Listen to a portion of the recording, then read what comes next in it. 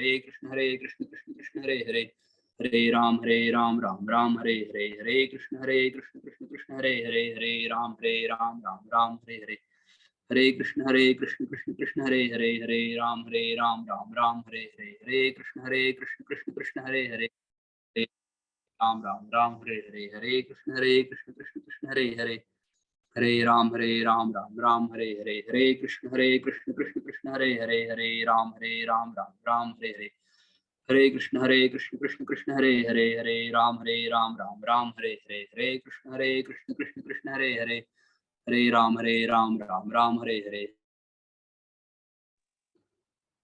हरे कृष्णा। अंतर्राष्ट्रीय कृष्ण भावना अमृत संघ अयोध्या द्वारा आयोजित इस प्रातःकालीन जप सत्र में आप सभी का हार्दिक स्वागत है। अब चलते हैं आज के श्रील प्रभुपाद के विचार पर।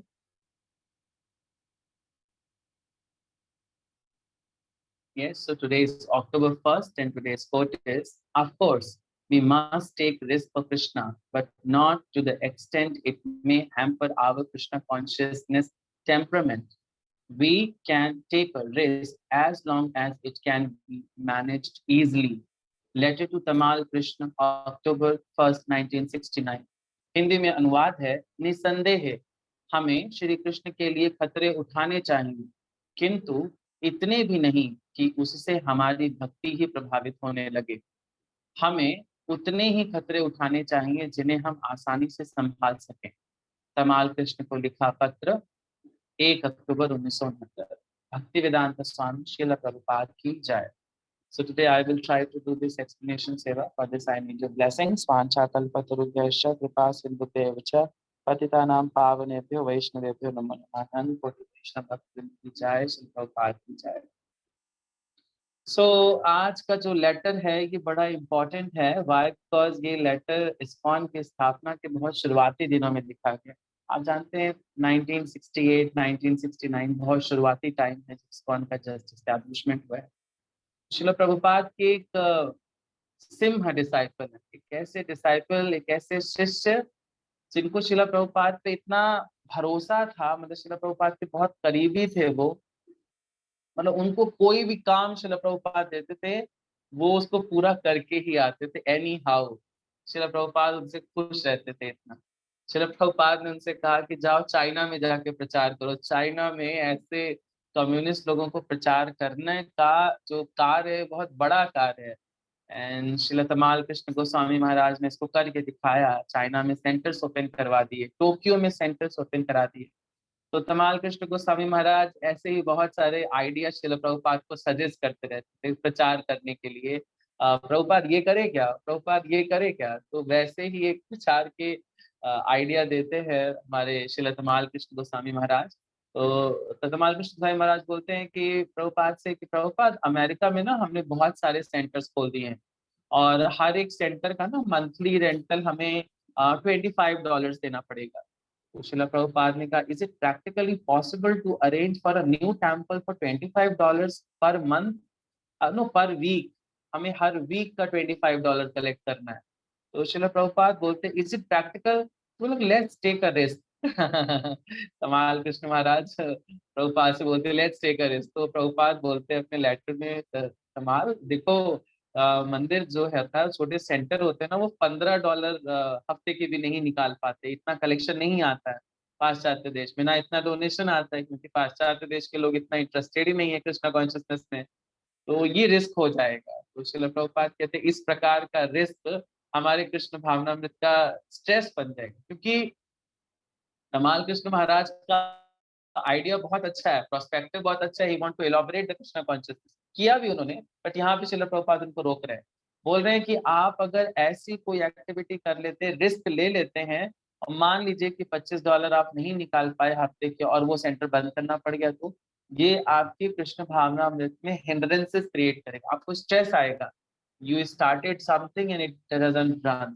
श्रील प्रभुपाद कह रहे उतना ही हमें करना चाहिए, रिस्क लेने चाहिए कृष्ण के लिए, बट उतने जितने हमारी कृष्ण भावनामृत में कोई भी असर ना पड़े।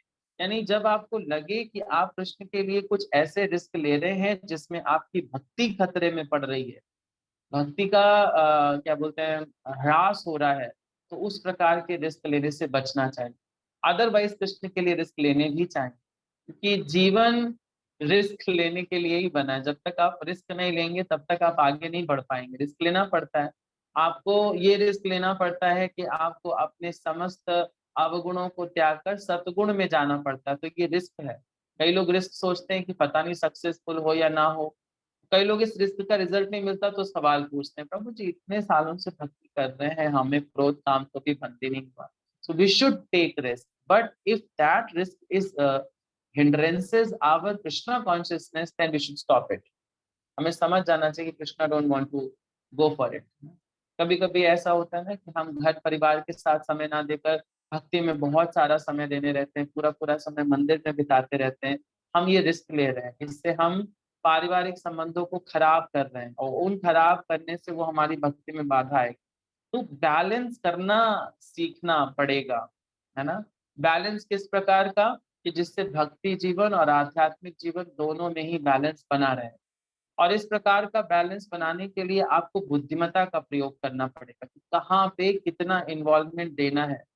सेंटर तो आपके कृष्ण है, there is no doubt, if you are practising Krishna consciousness, इसमें कोई संशय नहीं है कि आपकी समस्त कार्य विधियों का या आपकी जो क्रियाएं हैं उन सारी क्रियाओं के जो सेंटर है वो कृष्ण है। तो कृष्ण को सेंटर रखने के बाद भी आपको अपना इंटेलिजेंस यूज करना पड़ता है, और इस इंटेलिजेंस को देने का स्रोत भी भगवान है। इसका स्रोत भी भगवान है। भगवान भगवत गीता में कहते हैं, तेषाम सतत युक्ता नाम भजताम प्रीति पूर्वकम ददामि बुद्धि योगम तम। भगवान बुद्धि देते हैं, भगवान इंटेलिजेंस देते हैं। So we must take risk. भगवान आपको मना भी करेंगे, don't do not, there is no need to take risk.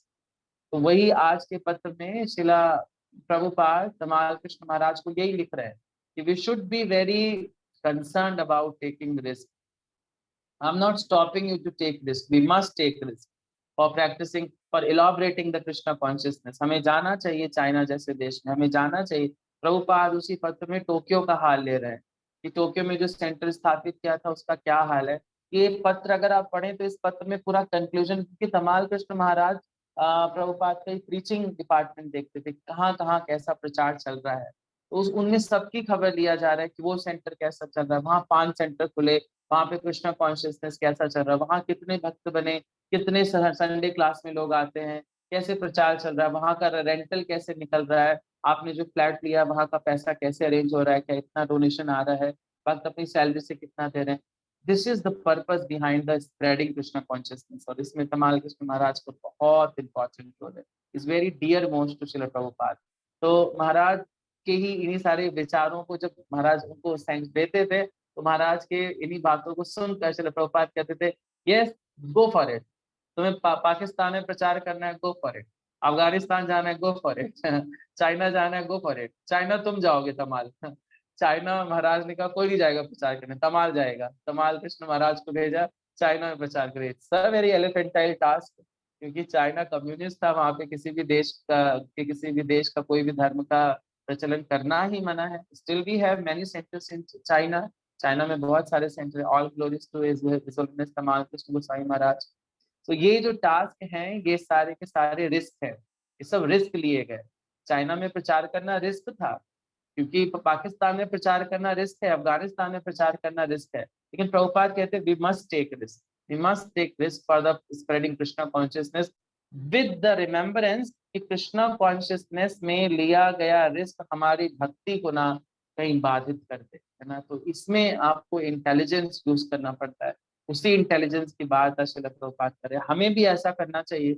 हम जब भक्ति का पालन करते हैं तो हम प्रचार करने रोड पे उतर पड़ते हैं, हमें रिस्क लेना चाहिए, प्रचार करने उतरना चाहिए, लेकिन अपनी 16 माला पूरी करने के बाद, शास्त्र अध्ययन करने के बाद अगर ये सब छोड़ के आप सिर्फ प्रचार कर रहे हैं तो आपकी भक्ति तो बाधित हो रही है ना। तो इस प्रकार के प्रचार के रिस्क को प्रभुपाद मना कर रहे हैं, कंडेम कर रहे हैं, बोले ऐसा ऐसा करने की कोई आवश्यकता नहीं। ऐसा कार्य करके जिससे आपको स्ट्रेस हो रहा है और उसको स्ट्रेस के चलते आप भक्ति का पालन नहीं कर पा रहे हैं, तो आप अपनी ही पोषण नहीं कर रहे हैं तो दूसरों को पोषण क्या देंगे। माँ जब तक बहुत अच्छा डाइट नहीं लेगी तब तक वो बच्चे को दूध नहीं पिला सकती। उसी प्रकार से प्रचारक को भी बहुत अच्छा शास्त्र अध्ययन और माला का उसका प्रयास होना चाहिए, प्रैक्टिस होनी चाहिए उसकी माला पे, तभी तो जाकर वो लोगों को बोल सकता है कि माला करिए। तो इस प्रकार के रिस्क तब लेने चाहिए जब आपका भक्ति जीवन बाधित ना हो रहा हो। लेकिन अगर आपने कोई नई एक्टिविटी शुरू करी और इसमें आपका जपा छूट रहा है, आपका लेक्चर हेयरिंग छूट रहा है, तो we should stop it, we should take concern to the senior authorities कि हमें ये करने से ऐसा हो रहा है।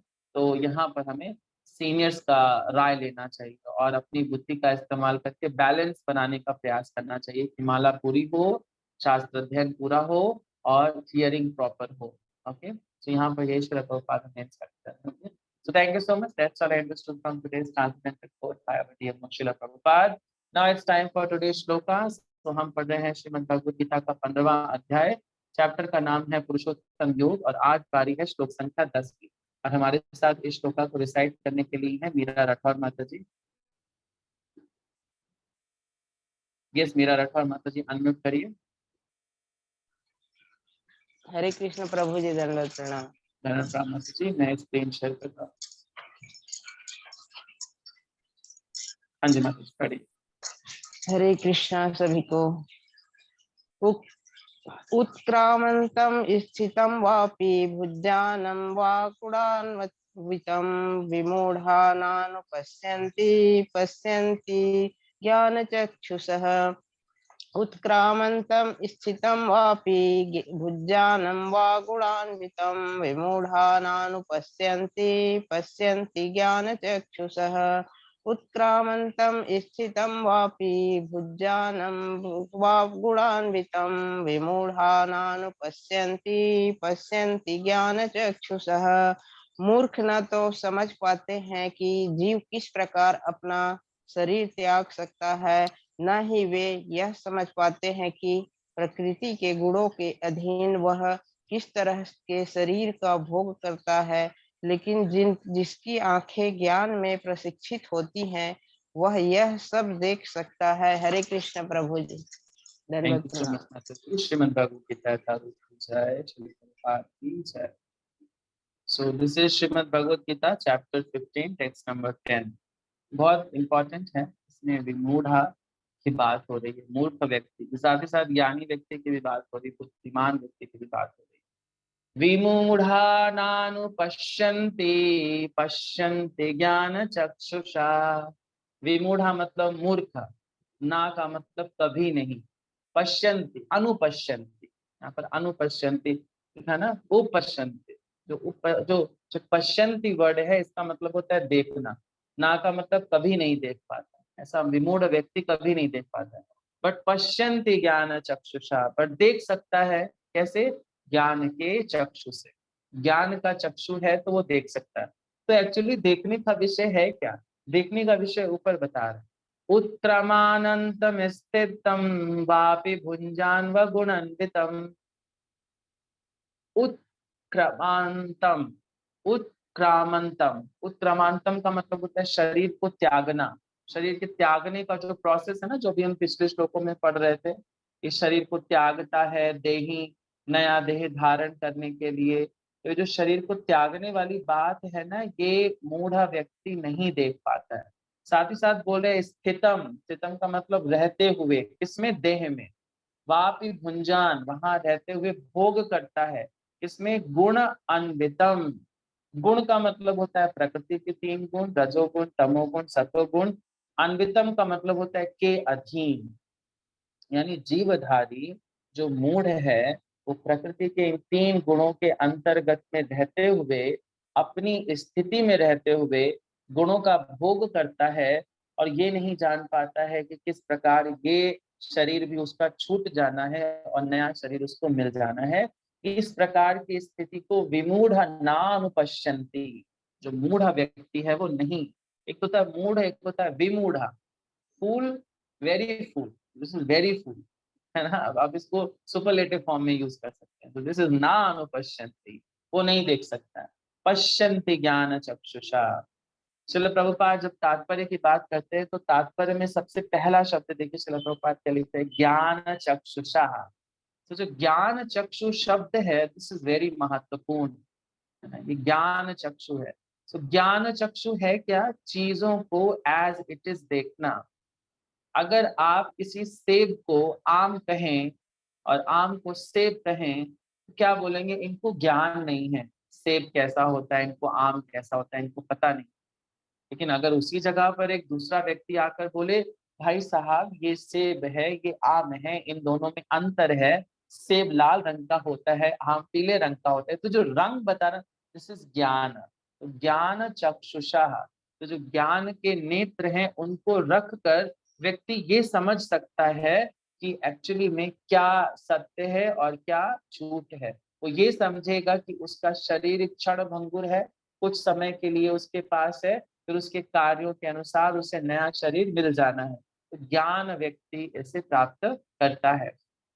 जब हम मंगलाचरण पढ़ते हैं ना, तो मंगलाचरण की पहली लाइन क्या है?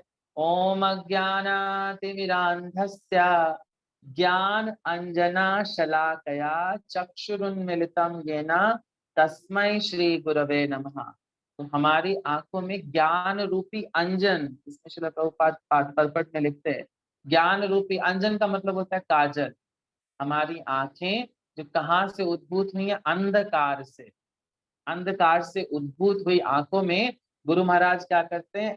काजल लगा देते हैं। किसका? ज्ञान का। ज्ञान का काजल लगा देने से, बोलते हैं ना आंखों में काजल लगाने से आंखों का मैल कट जाता है ना। ऐसा बोलते हैं कि अगर आप काजल लगाते हैं, जैसे माएँ बचपन में बच्चों को काजल लगाती हैं, या बड़े होने पर भी अगर आप काजल लगाते हैं, तो purpose behind is to clean the dirt of your eyes. बोलते काजल लगाने से आंखों आंखों का जो मैल है वो निकल जाता है। बिल्कुल उसी प्रकार से जब गुरु महाराज आपकी आंखों पर, या श्रील प्रभुपाद आपकी आंखों पर ये भगवत गीता, श्रीमद् भागवतम, चैतन्य चरितामृत, भक्ति रसामृत सिंधु, ईशोपनिषद जैसे काजल, इसको काजल मढ़ा गया है, काजल जैसे ही आपकी आंखों पे लगाता है, सा पश्यति, या पश्यति सा पश्यति, वही एक्चुअली देखता है चीजों को कैसा? As it is. वो देखता है this material world is temporary and dukh alay and the cause of sorrow, temporary simultaneous to the cause of sorrow। तो वो रियलाइज करता है the better thing is to let it, how to get out of it, कैसे यहाँ से मुक्त होना है, वो इसके बारे में प्रयास करता है। बट मूढ़ा व्यक्ति ऐसा नहीं कर पाता है। मूढ़ व्यक्ति ऐसा क्यों नहीं कर पाता है? क्यों? वो ज्ञान की तरफ आकर्षित नहीं होता है। वो ज्ञान की तरफ इसलिए आकर्षित नहीं होता है क्योंकि वो किसमें पड़ा हुआ है? उत्क्रमान स्थितम वापि भुंजान वा गुणान अन्वितम। वो प्रकृति के 3 गुणों के अंतर्गत आने से अपनी शरीर की इंद्रियों को इंद्रिय विषयों में संयुग्मित कर मोहित हुआ पड़ा है। वो मोहित हो गया है ना। ये जो इंद्रियां हैं आपकी, इनको शास्त्रों में, श्रीमद् भागवतम में बॉयफ्रेंड्स की तरह बताया गया। बॉयफ्रेंड्स हैं, है ना, आपके बॉयफ्रेंड्स हैं। और जो इंद्रिय भोग हैं, जो विषय हैं, वो गर्लफ्रेंड्स हैं। हम इन बॉयफ्रेंड्स को इन गर्लफ्रेंड्स से मिलाने से ही बस अपनी स्थिति लगाए रहते हैं, पूरा जीवन का परित्याग कर देते हैं इन गर्लफ्रेंड्स को, और आसक्त रहते हैं। ये गर्लफ्रेंड इस बॉयफ्रेंड से अटैच्ड है, ये गर्लफ्रेंड इस लाइक मेरी आंख रूपी बॉयफ्रेंड किसी गंदे दृश्य को देखने रूपी गर्लफ्रेंड से अटैच्ड और बंधी है। इस भौतिक जगत की सारी चीजों का जो विषय भोग है, इसमें आप खुद को सेटिस्फाई कर रहे हैं। This is actually the cause of bondage. आपको बांधता है इस भौतिक जगत में। और इस तरह का व्यक्ति कभी भी किसी गुरु को अप्रोच नहीं करेगा। आप भगवत गीता कभी रोड पे बांटने निकलिए, जो दारू पी रहा है, इसमें बहुत दुर्लभ है ऐसे लोग जो भगवत गीता को ऐसे हाथ, कुछ लोग होते हैं ना, कुछ लेते नहीं बट ऐसे कर देते, जय राम जी की, जय कृष्ण जी की, जय भगवत गीता जी की, ऐसे बोल देते, टच कर लेते हैं। तो दे आर एक्चुअली सैंक्टिफाइड। वो छू भी लेते ना तो सैंक्टिफाइड किसी ना किसी जन्म, और कुछ बोलते हटो हमारे पास टाइम नहीं। तो ऐसे ये विमोड, ऐसे विमोड की बात हो रही है यहाँ पर। ये इतने लिप्त हैं। श्रीमद् भागवतम का मैं आपके साथ एक श्लोक शेयर करता हूँ जो इस श्लोक के रेफरेंस में दिया जा सकता है। ये श्रीमद् भागवतम के 4थे स्कंद के 29वें अध्याय का 6ठा नंबर श्लोक है। ये बात है नारद ऋषि के बीच के प्रच्छिन्न भृगु नाम के राजा हैं, उनके बीच का है। क्या बोलते हैं? सखाय इंद्रियाय गणा इंद्रिय गणा ज्ञानम कर्म च यत्कृतम् सख्यास्तत्वृत्ता प्राणा पंचवृत्तिर्यथो रगः। 5 वर्किंग सेंसेस यानी कौन?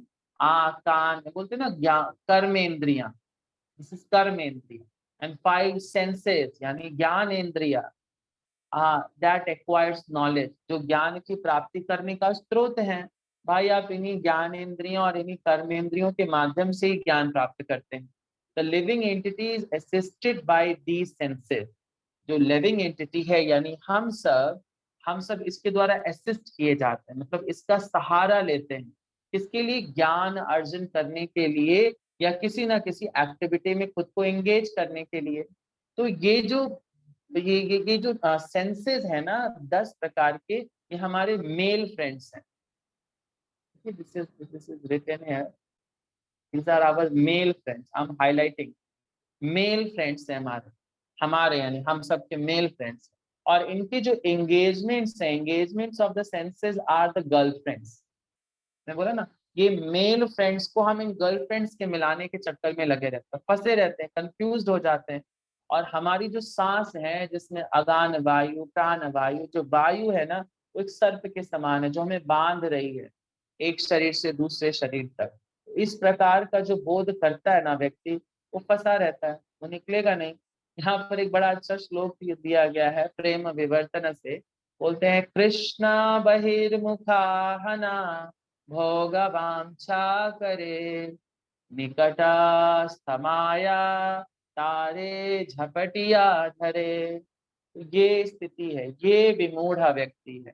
अपनी इंद्रिय विषयों से अपने इंद्रिय रूपी 5 ज्ञानेंद्रिय 5 कर्मेंद्रियों को उनके विषय भोग से लगा रहा है, गर्लफ्रेंड को बॉयफ्रेंड से मिला रहा है, सांप से बंधा हुआ है। और इसी में बंधा बंधा वो वास्तविक स्थिति को कभी नहीं देख पाएगा, ना अनुपश्यंती, कभी नहीं देखता है।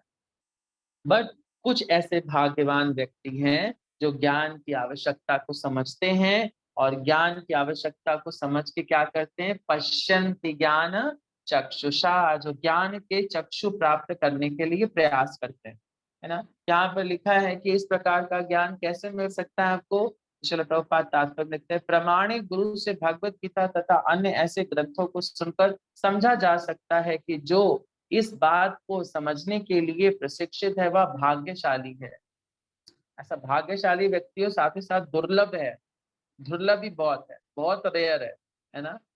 तो ब्रह्मांड भ्रमित है कोनो भाग्यवान जीव, गुरु कृष्ण कृपा पाए भक्ति लता बीज।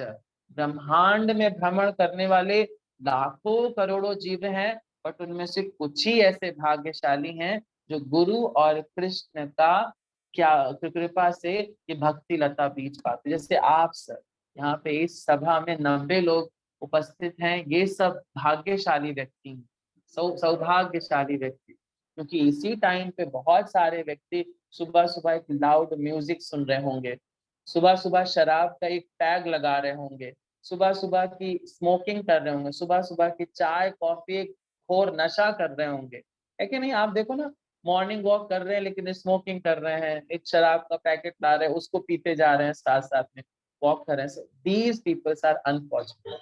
इन विमूढ़ की बात हो रही है। You all are the very fortunate why because you are here to take the training from Srimad Bhagavad Gita by Srila Prabhupada, है ना। तो ऐसा व्यक्ति जब शरीर त्यागता है तो वो समझता है कि उसकी वास्तविक स्थिति है क्या, ठीक है। और ना, लेकिन दूसरी तरफ क्या बोले, नाना प्रकार के सुख और दुख का अनुभव करने वाला व्यक्ति फंस जाता है, वो निरंतर मूर्ख बनने के लिए तैयार रहता है। श्रील प्रभुपाद ये कहते हैं उसे शारीरिक परिवर्तन विशेष रूप से वास करने की समझ शक्ति खो बैठता है। उसके हिसाब से आप कभी बोलिए किसी दारू पीने वाले से, भैया दारू पीने से तुम्हारा लीवर खराब हो जाएगा, तुम मर जाओगे, तो मरना किसको बोलते हैं? कोई नहीं मरता है, ये बीमारी किसी को नहीं होती। अब कभी ये प्रैक्टिकलिटी है। हाँ, इस तरह का व्यक्ति जनरल ज्ञान के नॉलेज को भी खो देता है। उससे बोलिए आपका लिवर खराब हो रहा है, डॉक्टर बोलता है भाई आपका लिवर खराब हो गया है, अब आप शराब पीना बंद कर दीजिए। वो बोलता नहीं, थोड़ी थोड़ी तो चल सकती, थोड़ी थोड़ी चला लेते। वो इतना स्पेकुलेट कर लेगा, इतना एडजस्टमेंट कर लेगा कि उसमें कोई इंद्रिय भोग ढूंढ लेगा, अंतकाल मर जाएगा, फिर अगला शरीर पा जाएगा। जैसे बोला ना, यम यम वापी स्मरण भावम दोबारा से उसको शरीर मिल जाएगा। तो इसी प्रकार से वो विभिन्न योनियों में शरीर बदलता रहेगा और कभी भी इस ज्ञान को प्राप्त करने के लिए अप्रोच्ड ही नहीं होगा, कभी भी इसका वो क्या बोलते हैं प्रयास ही नहीं करेगा। और वहीं पर दूसरी तरफ क्या बोलते हैं, जो कृष्ण भावना भावित व्यक्ति हैं, यानी आप सब, चलो प्रभुपाद बोलते हैं आप सबकी एक जिम्मेदारी है ऐसे लोगों को पकड़ के लाइए, क्योंकि जो वैष्णव जन होते हैं ना, जो कृष्ण भावनामृत का पालन कर रहे होते हैं ना, वो पर दुख का दुखी होते हैं। भौतिक संसार में सब पर दुख का सुखी हैं, दूसरे का दुख देखकर सुख का अनुभव करते हैं। लेकिन वैष्णव जन की बस इतनी ही पुकार होती है कि कोई दुखी नहीं रहना चाहिए। वो इन सब पर दया करते हैं कि उनका जीवन अत्यंत बद्ध और कष्टमय है, तो इनको बचाना चाहिए। कौन ऐसी करुणा किए? शिला प्रभुपाद किए। शिला प्रभुपाद ऐसी करुणा करे कहाँ जाकर?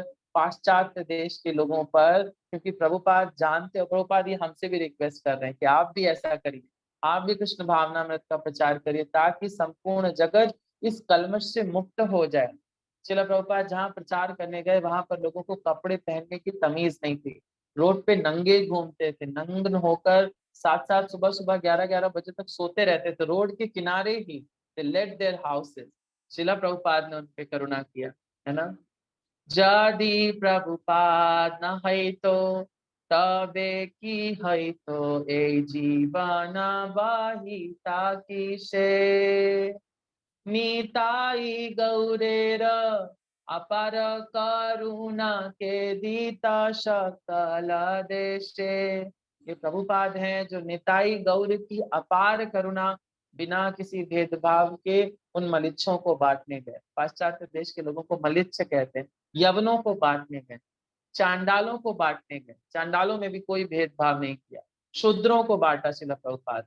आप देखिए ब्राह्मण क्या करता है, एक समान देखता है, यही असली ब्राह्मण है। जो ब्राह्मण है वो शूद्र है, वो चंडाल है, उसको मत छुओ, ये सो कॉल्ड है I am the Saraswat Brahmin, I would not touch you, this is not the ब्राह्मणत्व। ब्राह्मणत्व is to see everyone equal and Srila Prabhupada did that. Shila Prabhupada context के लास्ट में यही लिख रहे हैं, आता है जो लोग कृष्ण भावनामृत में अत्यधिक आगे बढ़े हुए हैं वे इस ज्ञान को सामान्य लोगों तक पहुंचाने के लिए प्रयत्नशील रहते हैं, जा जाके प्रचार करते हैं। क्या बोलते हैं, क्योंकि उनका जीवन अत्यंत वो जो जानते हैं कि दूसरों का जीवन बड़ा कष्टमय और बद्ध है, वो चिंता करते हैं और वो सबको आध्यात्मिक लोक ले जाने के लिए प्रयासरत रहते हैं। जैसे शिला प्रभुपाद प्रॉमिस किए हैं कि आप सब भगवत धाम जाएंगे, आप सब भगवत धाम जाएंगे।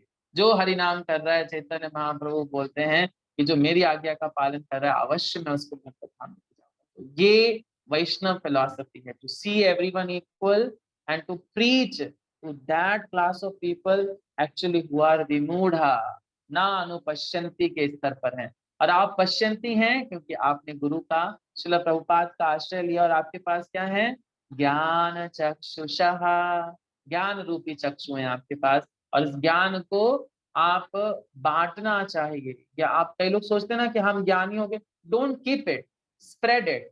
आप जितना बांटेंगे उतना अच्छा होता है और ज्ञान बांटने से बढ़ता है।